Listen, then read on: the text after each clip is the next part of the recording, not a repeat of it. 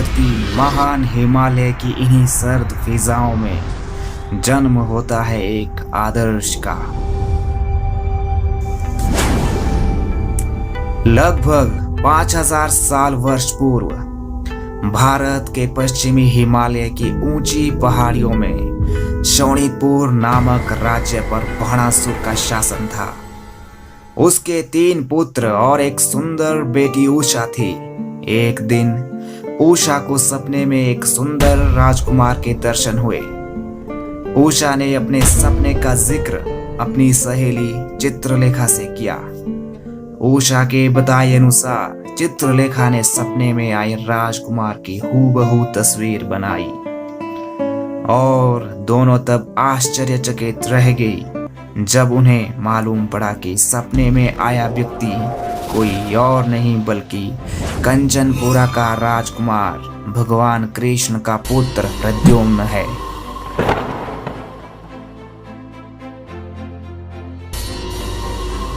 राजकुमारी उषा प्रद्युम्न पर मोहित हो गई। चित्रलेखा ने अपनी मायावी शक्ति से भगवान कृष्ण के महल में दाखिल होकर नींद में सोए राजकुमार प्रद्युम्न का अपहरण कर शोणितपुर ले आई। प्रद्युम्न जब सुबह उठे तो स्वयं को राजकुमारी उषा की बाहों में पाकर अचंभित थे। जब बाणासुर ने प्रद्युम्न को देखा तो बाणासुर ने देखते ही प्रद्युम्न को बंदी बनाकर कारागार में डाल दिया। इस बात की खबर ज्यों ही भगवान कृष्ण तक पहुंची, उन्होंने शोणितपुर पर आक्रमण कर धावा बोल दिया।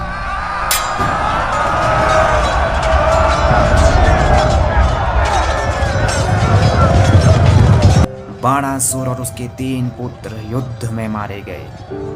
शोणितपुर के सिंहासन के लिए कोई भी वारिस जीवित नहीं बचा। भगवान कृष्ण ने अपने पुत्र प्रद्युम्न को शोणितपुर का राजा घोषित किया और इस तरह कहानी शुरू होती है बुशहर राजवंश की। बुशहर की पहाड़ियों में सुनाए जाने वाली लोक गाथाओं, किंवदंतियों और ऐतिहासिक घटनाओं के अनुसार बुशहर राजवंश अपना संबंध भगवान कृष्ण से मानता है।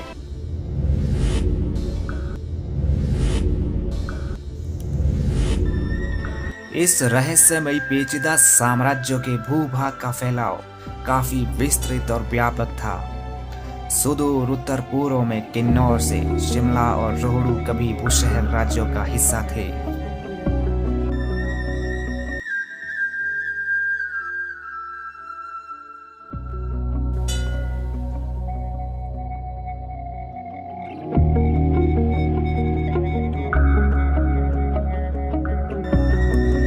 पांच 5000 साल बाद आज शोणितपुर सरहान के नाम से जाना जाता है। इनका जो वंश हमारे राजा साहब का वंश भी जो कृष्ण जी के वंश से चल रहा है। ये चंद्रमा का जो निशान लगे मंदिरों में, तो ये कृष्ण जी का चंद्रवंशी भी।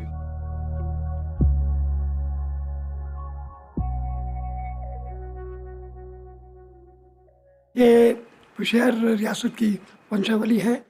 इसमें प्रद्युम्न से शुरू होकर राजा साहब 122 है। शक्तिशाली राजाओं की इस मस्त पीढ़ी राजा राम सिंह के चिन्हों का अनुसरण करती है, जिन्होंने रामपुर शहर की स्थापना की। राजा सरोवर सिंह, राजा उजागर सिंह, राजा महेंद्र सिंह, राजा शमशेर सिंह, राजा पदम सिंह और राजा वीरभद्र सिंह।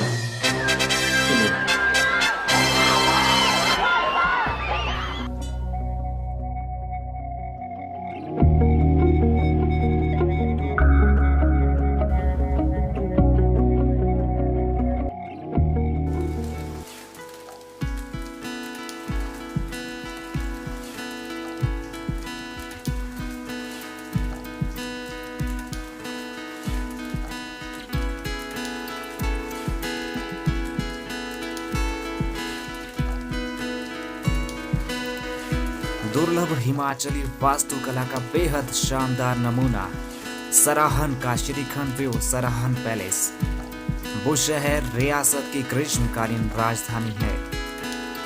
शक्तिशाली राजाओं की 122 पीढ़ी और 5000 साल वर्ष पुराने महान राजवंश के इतिहास को संजोए यही महल राजा वीरभद्र की जन्मस्थली है। गौरवशाली राजकुल में राजा की 9वीं रानी राजमाता शांति देवी और पिता महाराजा पदम सिंह के यहाँ वीरभद्र सिंह का जन्म 23 जून 1934 को हुआ।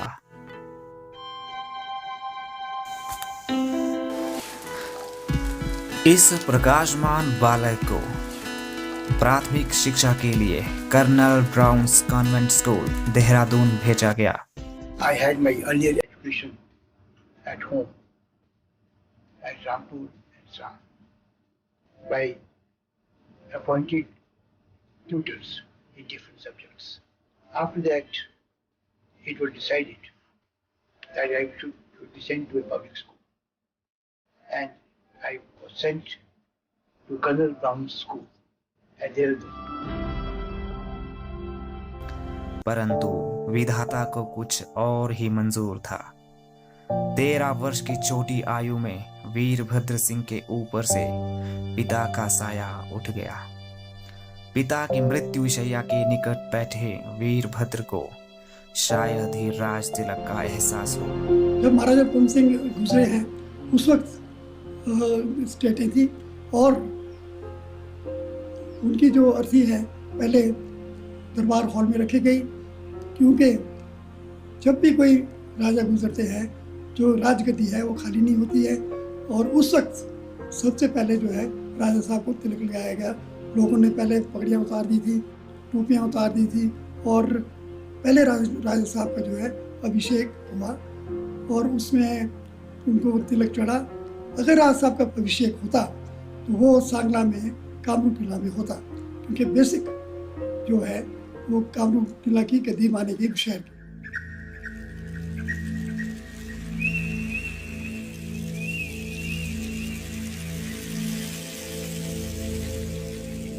जहाँ तक मुझे इस किले के बारे में थोड़ा बहुत जो मुझे मालूम है, अपने बुजुर्गों के मुंह से सुना है कि ये कोई 500-550 साल तक यहाँ पर राजधानी बुशहर की ये राजधानी रही है, बुशहर रियासत की, और 500-550 साल यहाँ से राजधानी सरान ले गई।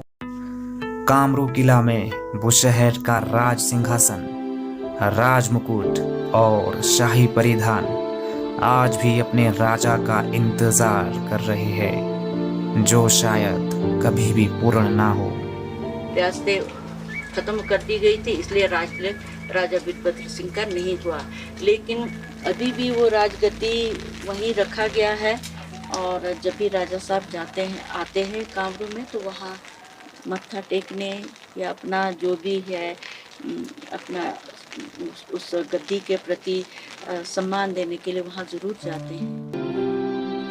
13 वर्षीय बालक वीरभद्र ने अपने नाजुक कंधों पर बुशहर की जिम्मेवारियों को वहन किया और इस तरह वीरभद्र बने राजा Virbhadra Singh. Long years ago, we made a tryst with destiny, and now the time comes when we shall redeem our pledge. At the stroke of the midnight hour, when the world sleeps, India will awake to life and freedom. I was very much interested in the freedom movement of India. I was for free India, and I am emotionally attached to free India.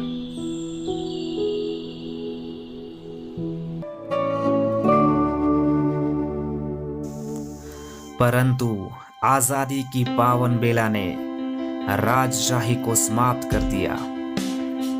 राजा की रियासत का विलय आजाद भारत में कर दिया गया। समय बदल रहा था। राजा अभी भी एक स्कूली छात्र थे जो इन सभी घटनाओं के प्रत्यक्षदर्शी बन रहे थे।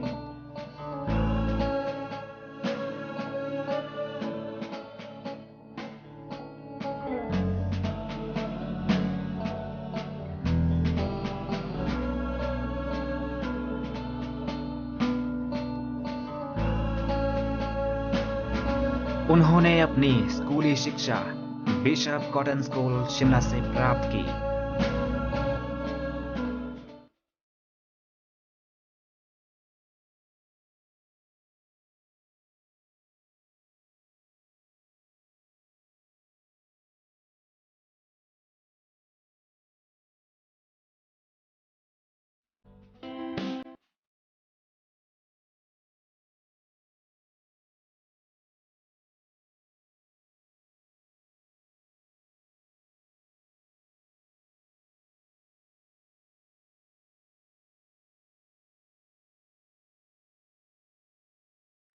उसके पश्चात राजा ने स्नातक तथा परास्नातक की शिक्षा के लिए सेंट स्टीफन कॉलेज दिल्ली का रुख किया, जहां इन्होंने इतिहास विषय में एमए किया। राजा आरंभ में भारतीय प्रशासनिक सेवा या इतिहास विषय के प्रोफेसर बनना चाहते थे, परंतु जवाहरलाल नेहरू के साथ हुई मुलाकात में नेहरू ने इन्हें बताया कि आपका जन्म ही शासन करने के लिए हुआ है, सरकारी कर्मचारी बनने के लिए नहीं। राजा 1961 में कांग्रेस के सदस्य बने और इसी के साथ उन्होंने शाही जीवन शैली हमेशा के लिए त्याग कर एक आम भारतीयों की जीवन शैली को अपनाया। उस समय श्रीमती इंदिरा गांधी कांग्रेस की राष्ट्रीय अध्यक्ष थी।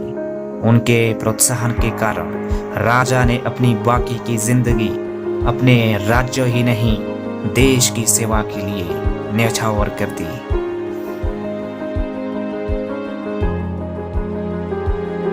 आने वाले वर्षों में इन्हें देश के प्रमुख निष्ठावान नेताओं का सहयोग मिला।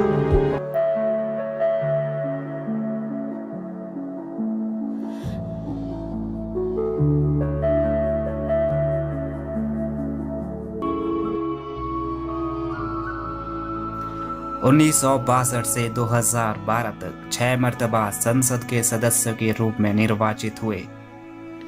1976 में इन्होंने पर्यटन और नागरिक उड्डयन मंत्रालय का कार्यभार संभाला। वह संयुक्त राष्ट्र संघ की सचिवालय समिति के सदस्य 1982-83 में रहे। 1982 में उद्योग राज्य मंत्री रहे। उन्हें 2009 में इस्पात राज्य मंत्री नियुक्त किया गया और 2011 में सूक्ष्म लघु और मध्यम उद्योग का मंत्री नियुक्त किया गया। वीरभद्र सिंह 1983 में पहली बार राज्यों के मुख्यमंत्री के रूप में निर्वाचित हुए। उसके पश्चात उन्होंने अनुकरणीय उदाहरण स्थापित करते हुए किसी राज्य के रिकॉर्ड 6 बार मुख्यमंत्री निर्वाचित हुए।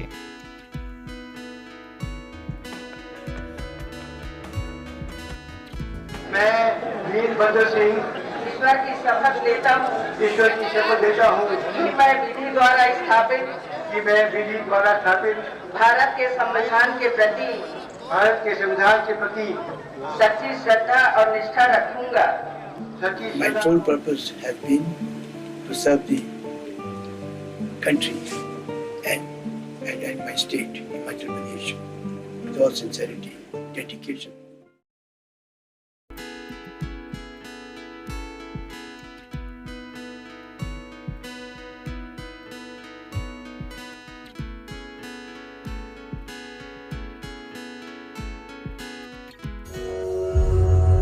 परंतु उनकी सियासी बुलंदियों के बीच निजी जिंदगी दुख और खुशी के उतार चढ़ाव भरे सफर से गुजरती रही। 28 मई 1954 को राजा वीरभद्र सिंह का विवाह जुब्बल की राजकुमारी रत्ना कुमारी से हुआ। ईश्वर ने इन्हें 4 सुंदर राजकुमारियों ज्योत्सना, अनुराधा, अभिलाषा और मीनाक्षी से नवाजा। 1983 में जेठ रानी साहब रत्न कुमारी की वो मृत्यु हुई। वो राज साहब उस वक्त बाई इलेक्शन में हम लड़ू जा रहे थे और हमें हाट कोटी में ये पता लगा कि भी रानी साहब बहुत सख्त बीमार है। जब हम शिमला आए तो उनकी मृत्यु हो चुकी थी।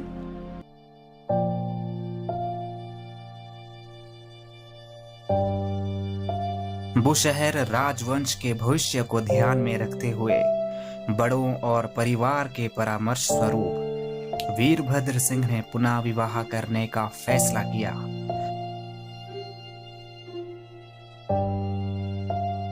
28 नवंबर 1985 को शादी समारोह का आयोजन किया गया, जहां जुंगा रियासत की राजकुमारी राजा हितेंद्र सेन और रानी शांति देवी की पुत्री प्रतिभा से इनका विवाह हुआ।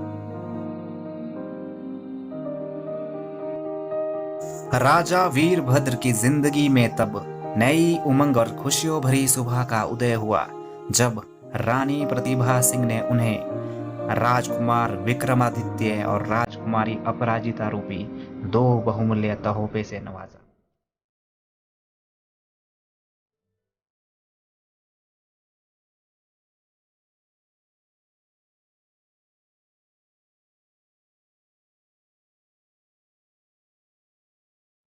तरक्की करनी है और आगे बढ़ना है।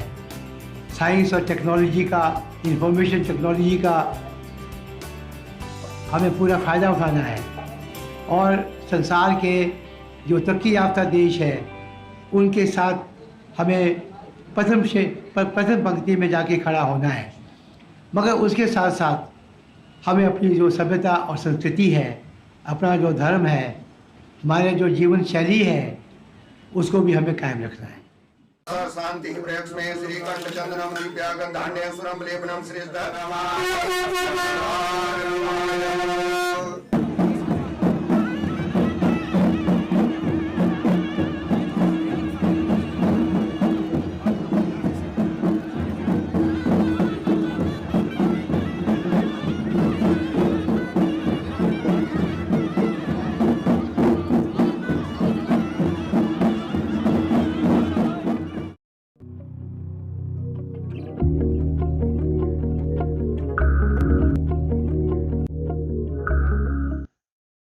रामपुर का पदम पैलेस, यही वह जगह है जहां राजा वीरभद्र सिंह ने अपने बचपन का ज्यादातर समय गुजारा।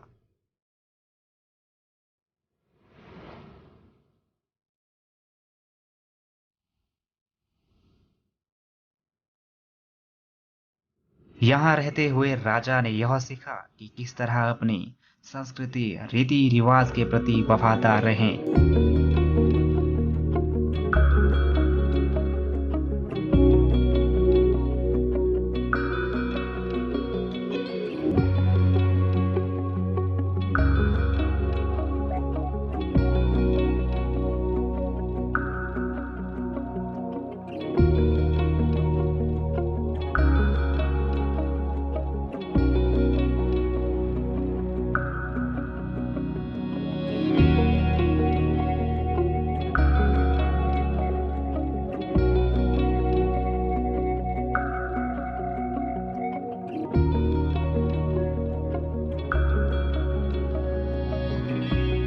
यद्यपि आज भी अपने व्यस्त कार्यक्रमों के बावजूद राजा प्रतिवर्ष फाग मेले को यहाँ पहुँचते हैं और अपने बचपन की बीती यादों को याद करते हैं।